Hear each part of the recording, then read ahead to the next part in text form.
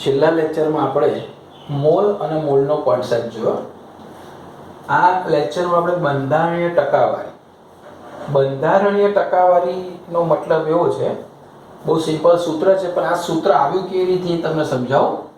તો ધારો કે H2O લઈએ આપણે, H2O.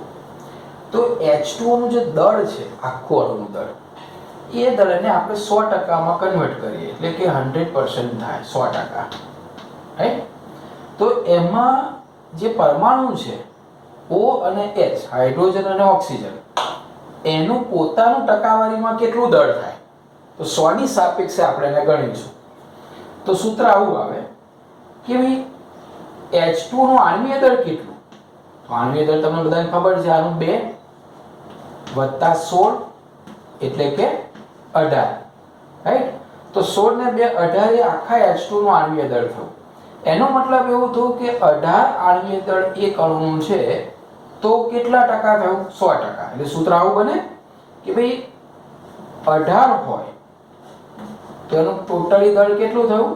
100%. હવે એમાં આપણે ભાગ લઈએ, હાઇડ્રોજનના ભાગે કેટલું આવે? હાઇડ્રોજનનું કેટલું દળ? 2. તો 2 એ કેટલા ટકા? આવો પ્રશ્ન થાય. ફરીથી જોઈ લઈએ. H2O નું સમગ્ર દળ ટકામાં રૂપાંતર કરીએ તો 100% થાય. H2O નું આણ્વીય દળ કેટલું? 18. એનો મતલબ એવું થયું કે ટકાવારીમાં રૂપાંતર કરવું હોય તો 18 દળ હોય તો 100% થઈ ગયું. તો હાઇડ્રોજનનું દળ 2 છે, તો 2 એ કેટલા? તો સૂત્ર શું આવે આમાં તમે કન્વર્ટ કરવા જાવ તો? ઉપર 2 ગુણ્યા 100 અને છેદમાં 18, રાઈટ. એવી રીતે ઓક્સિજનની વાત કરીએ. ઓક્સિજનનું કેટલું? 16. તો કેવું સૂત્ર બને કે ભાઈ પાણીનું આખા અણુનું 18 તો 100%. તો ઓક્સિજનનું 16 હોય તો કેટલા ટકા? તો અહીંયા શું સૂત્ર બનશે? 16 ગુણ્યા 100 છેદમાં 18. આ ક્લિયર થઈ ગયું? આના ઉપરથી આ સૂત્ર મેં લખ્યું છે. જો આ કોનું પ્રમાણ હતું? H નું. આ કોનું પ્રમાણ હતું? O નું. તો સૂત્ર શું બન્યું? H એટલે તત્વ દળ ટકાવારી, એટલે જે તે તત્વની દળની ટકાવારી બરાબર 2 શું છે આ? તો કે હાઇડ્રોજનનું દળ, રાઈટ. હાઇડ્રોજન એટલે સંયોજનમાં જે તત્વ છે, તો સંયોજનમાં તે તત્વનું દળ કેટલું છે? અહીંયા 2, એટલે આપણે 2 લખ્યું. નીચે શું લખ્યું? ટોટલી સંયોજનનું દળ, જેને આપણે મોલર દળ તરીકે ઓળખીએ છીએ. એટલે સંયોજનનું મોલર દળ જે છે એ નીચે લખ્યું, એટલે 18 અને * 100. એટલે આવી રીતે સૂત્ર બન્યું. સેમ વસ્તુ 16 કોનું દળ? ઓક્સિજનનું. ઓક્સિજન તત્વ, એટલે તત્વની દળ ટકાવારી, એ સંયોજનમાં તે તત્વ એટલે કોણ? ઓક્સિજન. ઓક્સિજનનું દળ 16 * 100 છેદમાં મોલર દળ કેટલું હતું? 18. બરાબર. અને આ બેને તમે ગણતરી કરો તો આનું નિયરલી 11.11% આવશે. અને આની કેલ્ક્યુલેશન કરશો તો 88.88% આવશે. અને બહુ જ અગત્યની વાત કે આ ટકાવારીમાં દળ શોધો એ સાચું કે ખોટું, તો જનરલી એ બધી જ ટકાવારીનો સરવાળો કરો, નિયરલી કેટલું આવવું જોઈએ? 100. તો આ બંનેનો સરવાળો કરો તો 99.99 આવે, અથવા તો 99 આવે.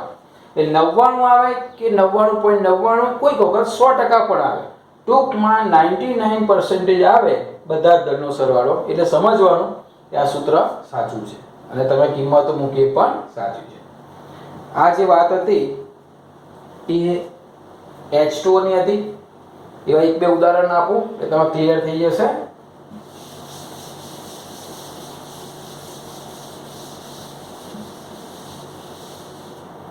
સૂત્ર ફરીથી યાદ કરી લઈએ.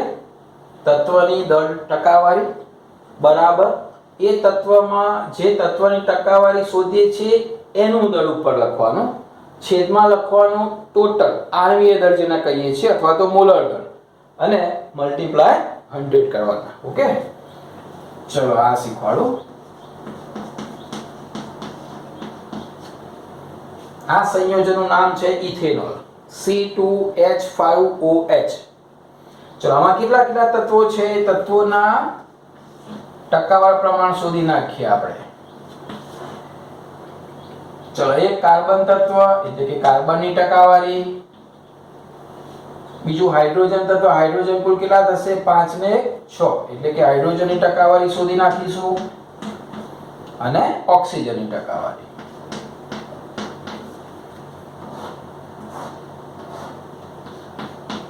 ગુણ્યા 100 તો આવશે બધામાં 100.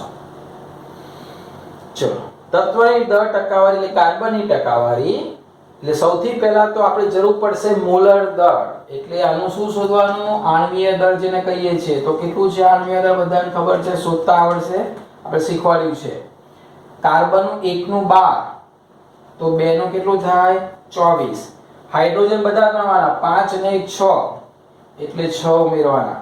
ઓક્સિજન નું કેટલું છે 16, 6 ને 6 12 13 14 15 16 વધી 1 2 ને 1 3 ને 1 4 એટલે કેટલું દર થયું 46. આ ટોટલ દર થયો.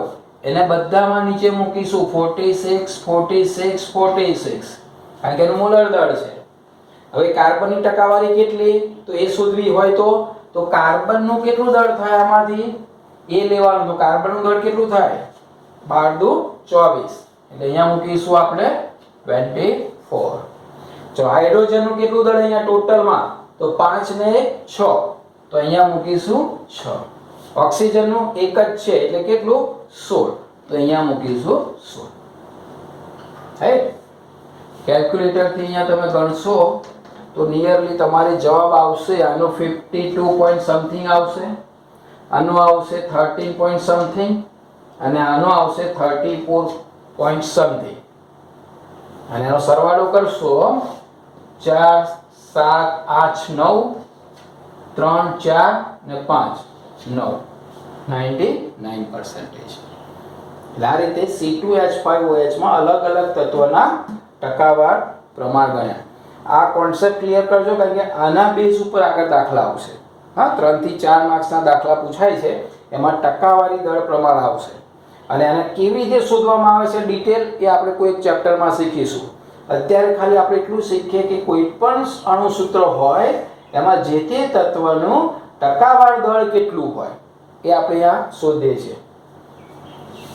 બીજા કેટલાક અહીંયા અણુસૂત્ર લખું છું એ આજે તમારે ગણતરી કરવાની છે, પછી મને કહેજો. CH4 માં ગણી નાખવાના, H2SO4 માં સલ્ફ્યુરિક એસિડમાં બધા તત્વોના ટકાવાર ગણી નાખવાના.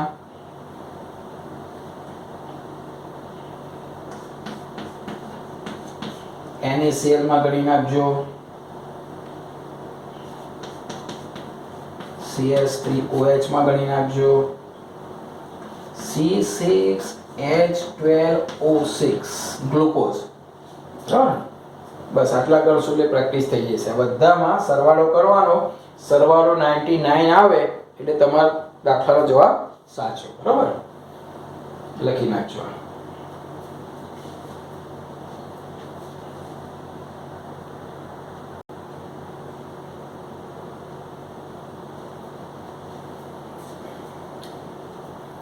જો આપણે ટકાવારીમાં પ્રમાણ શોધ્યું એનો ઉપયોગ ક્યાં આવે 3 થી 4 માર્ક્સનો દાખલો પૂછાય છે. એક દાખલો તમે વ્યવસ્થિત રીતે સમજાવી દો સ્ટ્રક્ચર સાથે, પછી તમે એની પ્રેક્ટિસ કરશો. રાઈટ, જો આપણે દાખલાનો પેલા રકમ સમજીએ કે એક કાર્બનિક પદાર્થ છે. કાર્બનિક પદાર્થમાં એ જે છે એમાં 3 પ્રકારના તત્વો છે, કાર્બન, હાઇડ્રોજન અને ઓક્સિજન. એનું ટકાવાર પ્રમાણ જે આપણે શોધ્યું, હમણાં આના પહેલા શોધ્યું ને આપણે, તો આ એક એવો કાર્બનિક પદાર્થ છે જે આપણને ખબર નથી, બરોબર, પણ એનું ટકાવાર પ્રમાણ આપેલું છે. તો કેટલું છે તો કાર્બનનું છે 54.55, હાઇડ્રોજનનું છે 9.06 અને ઓક્સિજનનું છે 36.39%. તો સંયોજનનું પ્રમાણ સૂચક સૂત્ર શું?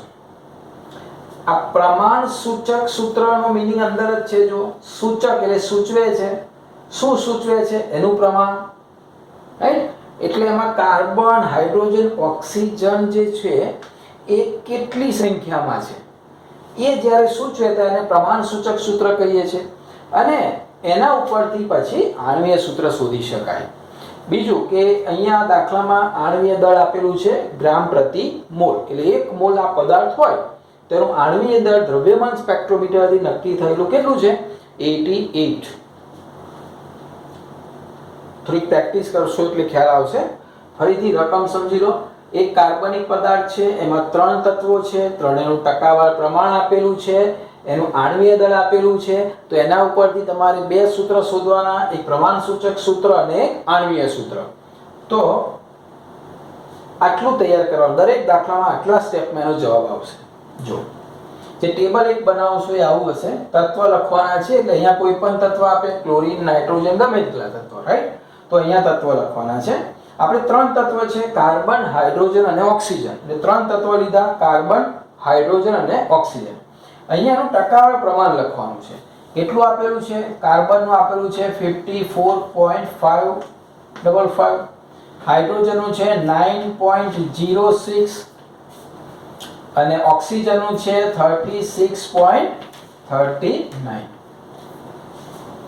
પછી પરમાણ્વીય દળ એ તમને ખબર છે, મેં તમને કેટલાક તૈયાર કરાવડાયા છે, રાઈટ?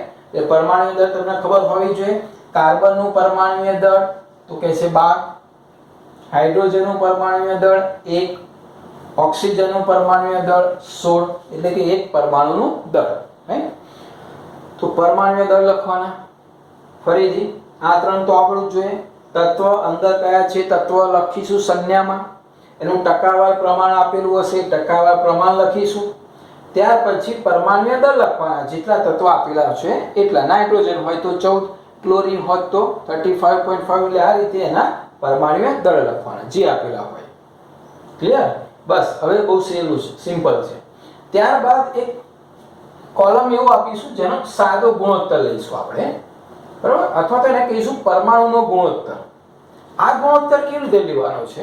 તો તમે આ જે સંખ્યા લખી, આ સંખ્યાને આના વડે ભાગવાનો છે, એનો ગુણોત્તર. એટલે આ ગુણોત્તર કોનો છે? ટકાવારી અપન પરમાણ્વીય દળ. ક્લિયર? ટકાવારી જે આપેલી છે એને કેટલા વડે ભાગવાના? જે તે તત્વના પરમાણ્વીય દળ વડે ભાગવાના. અહીંયા 54.55 divided by 12, અહીંયા 9.06 divided by 1, 36.39 divided by 16. આ રીતે ને ભાગી કરો. કેલ્ક્યુલેટરની મદદથી ભાગાકાર કરશો એટલે આવો કંઈક જવાબ આવશે. 4.55, 3.99, 2.27. આવશે એટલું? ઓકે. હવે જે છે ખાનું એવું બનાવવાનું છે સંખ્યાનો ગુણોત્તર. એ કઈ સંખ્યા? અહીંયા જે આવેલી છે આ ત્રણેય જે જવાબ આવે પહેલા લખી દેવાના. 4.55, 3.99, 2.27. આમાં સૌથી નાનો જે જવાબ આવે એના વડે દરેકને ભાગવાનું, એટલે એક સાદો ગુણોત્તર મળે, સંખ્યાનો ગુણોત્તર મળે. હા, એટલે આ 3 જે જવાબ આવે એને કોના વડે ભાગીશું? આ 3 કે 4 જેટલા અહીં આપેલામાં સૌથી નાની જે સંખ્યા છે એના વડે એને ભાગીશું. તો ત્રણેયમાં સૌથી નાની સંખ્યા 2.27, એના વડે દરેકને ભાગી નાખ્યો. એટલે તમને ક્યાં તો પૂર્ણાંક, ક્યાં તો અપૂર્ણાંક એક સંખ્યા મળશે, રાઈટ? તો અહીંયા ગુણોત્તરની જગ્યાએ તમને એક પ્રોપર એક સંખ્યા મળશે.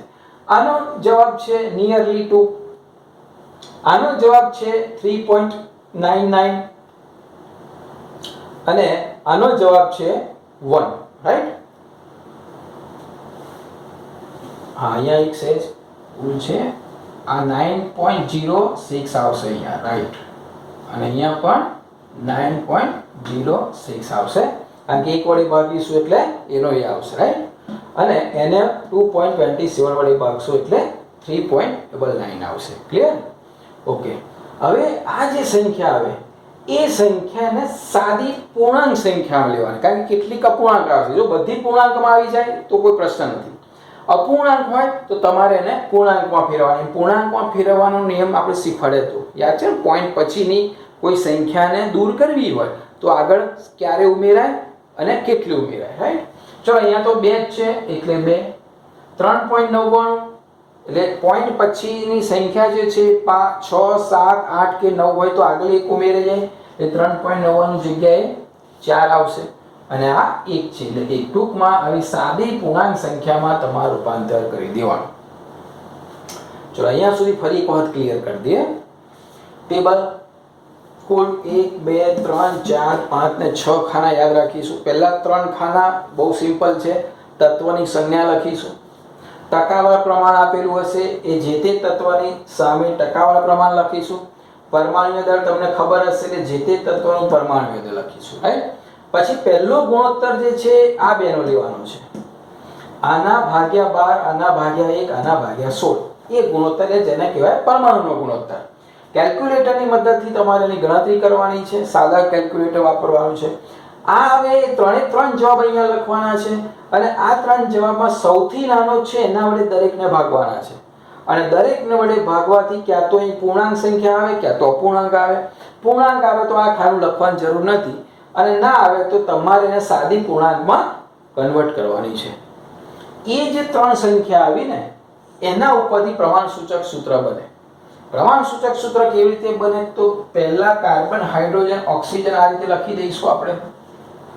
ત્રણ તત્વ છે CHO. કાર્બનની સંખ્યા કેટલી આવી 2 તો એના ચરણોમાં અહીંયા લખીશું 2.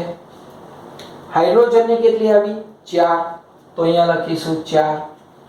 એક નથી લખતા આપણે એટલે ઓક્સિજનમાં આપણે એક લખવાની જરૂર નથી. એટલે આ પ્રમાણસૂચક સૂત્ર શું થયું C2H4O. આ એનું પ્રમાણ બતાડે એવું સૂત્ર થયું. સાદા ગુણોત્તર ઉપરથી એનું સૂત્ર આવ્યું. એટલે આ જે કંઈ સંયોજન છે એમાં કાર્બન હાઇડ્રોજન અને ઓક્સિજન છે એનું એક આવું પ્રમાણ બતાવનારું એક સૂત્ર આવ્યું. અચ્છા એના ઉપરથી આપણે એનું પ્રમાણસૂચક સૂત્ર દર શોધીશું. એટલે આ જે ઉપર પ્રમાણસૂચક સૂત્ર આવ્યું એનું સૂત્ર દર એટલે વજન. તો એ તો તમને ખબર છે 12 દુ 24 4 અને 16. 6 ને 4 10 11 12 13 14 1 1 2 અને 2 4. કેટલું સૂત્ર દર આવ્યું 44 ગ્રામ પ્રતિ મોલ આવ્યું, રાઈટ. આ છે એનું સૂત્ર જે આપણે આણ્વિય દળ શોધીએ છીએ મોલર દળ શોધીએ છીએ એ રીતે એનું સૂત્ર દર શોધ્યું, રાઈટ.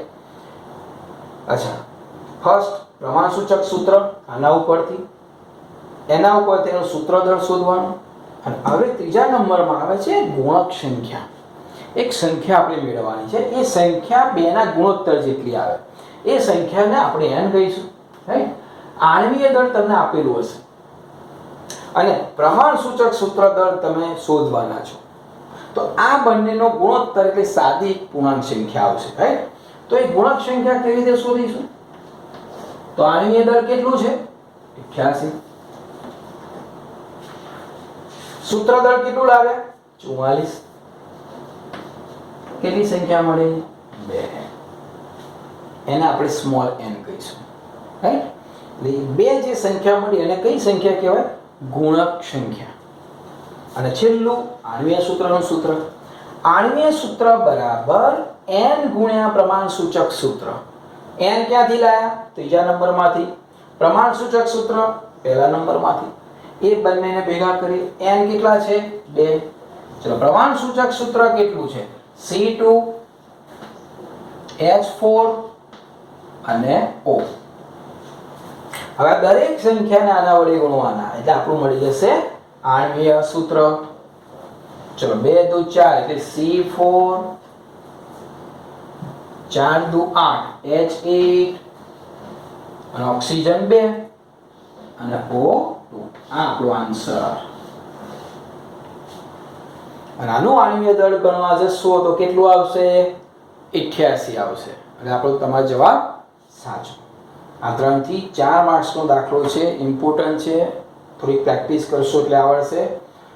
ટુકડા પાડી દેજો. પહેલું ટેબલ એના ઉપરથી અહીંયા 4 જવાબો મેળવવાના છે. પહેલું પ્રમાણસૂચક સૂત્ર એના ઉપરથી દળ શોધાય. આ દળ અને આણ્વિય દળ ઉપરથી સંખ્યા શોધાય અને સંખ્યાને પ્રમાણસૂચક સૂત્ર ઉપરથી આણ્વિય સૂત્ર શોધાય. એટલે તમારે આ સૂત્ર અને આ સૂત્ર બે તૈયાર કરી દેવાના છે, રાઈટ. આણ્વિય સૂત્ર એટલે શું તો કે આણ્વિય સૂત્ર એટલે n ગુણ્યા પ્રમાણસૂચક સૂત્ર. n એટલે શું તો કે ગુણક સંખ્યા. કેવી રીતે આવે આણ્વીય દળના છેદમાં સૂત્ર દળ. આણ્વીય દળ ક્યાંથી લેવાનું? દાખલામાં આપેલું હોય. સૂત્ર દળ ક્યાંથી લેવાનું? આપણે શોધવાનું. ક્યાંથી આવે? પ્રમાણસૂચક સૂત્ર ઉપરથી. પ્રમાણસૂચક સૂત્ર કેવી રીતે આવે? પેલી સાદી સંખ્યાથી. અને સાદી સંખ્યા કેવી રીતે આવે? ટેબલ ઉપરથી. બરાબર, વારંવાર રિપીટ કરશો તમે આખો દાખલો ક્લિયર થઈ જશે. બરાબર, ફાસ્ટ રિવિઝન કરાવી દઉં. તત્વ આપેલા હશે, એનું ટકાવાર દળ આપેલું હશે, એનું આણ્વીય દળ આપેલું હશે. ટેબલમાં તત્વની સંજ્ઞા લખવાની, આ ટકાવાર દળ લખવાનું અને પરમાણ્વીય દળ તમને ખબર છે. આ બંનેનો પહેલો ભાગાકાર કરવાનો એટલે એક સંખ્યા આવશે કેલ્ક્યુલેટરની મદદથી. આ સંખ્યા બધી ફરી લખવાની, સૌથી નાની સંખ્યા વડે એને ભાગવાની. એટલે અહીંયા અપૂર્ણાંક સંખ્યા એને તમારે પૂર્ણાંકમાં ફેરવવાની. આના ઉપરથી પ્રમાણસૂચક સૂત્ર આવે. આના ઉપરથી સૂત્ર દળ શોધવાનું. આ સૂત્ર દળ જે આવે એને આણ્વીય દળ વડે ભાગવાનું. એટલે તમને મળે ગુણક સંખ્યા. એ ગુણક સંખ્યાને પ્રમાણસૂચક સૂત્ર વડે ગુણવાની એટલે તમને મળે આણ્વીય સૂત્ર. બરાબર, અને કેટલાક દાખલા હું તમને WhatsApp પર બરાબર ઇમેજ મોકલું છું અથવા PDF ફાઇલ, અને એના આન્સર પછી મને તમે જણાવશો. Okay, thank you.